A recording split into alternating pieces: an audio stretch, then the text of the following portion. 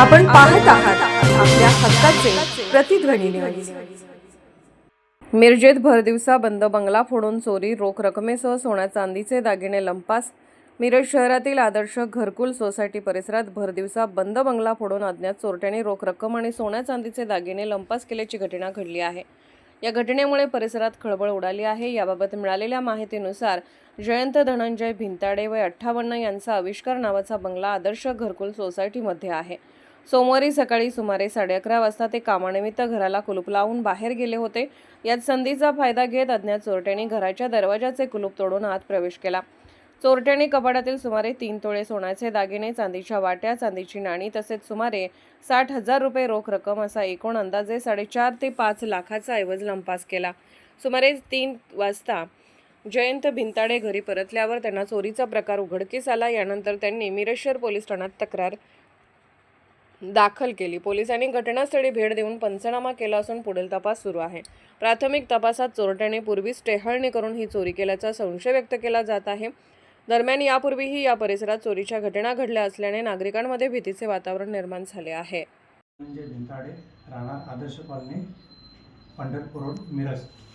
काल दिनांक 13 एप्रिल 2026 रोजी सकाळी 11 वाजता आम्ही कामाला बाहेर पडल्यानंतर दुपारी 3 वाजता घरी आल्यानंतर 11 ते 3 या वेळेमध्ये आमच्या घरामध्ये चोरी झालेली आहे। घराला पुढच्या दरवाजाचं कुलूप तोडलेलं होतं। लाकडी दरवाजाचं कुलूप कडी कोंडा तोडून आत प्रवेश करून त्यांनी चोरी केलेली आहे।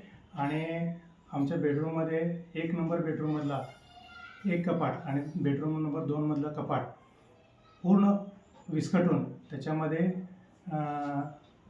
एक सोन्याचं 2.5 तोळ्याचं सोन्याचं मंगळसूत्र, त्याच्यानंतर सोने नेकलेस, त्याच्यानंतर चांदीच्या वाट्या, रोख रक्कम 60,000 रुपये, त्यानंतर चांदीच्या वस्तू, सोन्याच्या वस्तू, चेन, अंगठी अशा वस्तू चोरी झालेली आहे। रोख 60,000 रुपये गेले। त्याबाबत पोलिसांमध्ये कायदेशीर कारवाईसाठी तक्रार दिलेली आहे। पोलिसांनी योग्य तो तपास करून आमचा मुद्देमाल आम्हाला परत मिळावा। आपण पाहत आहात प्रतिध्वनी चॅनल। अशाच बातम्या पाहण्यासाठी आमच्या चॅनलला सबस्क्राइब करा आणि बेल आयकॉनवर क्लिक करा।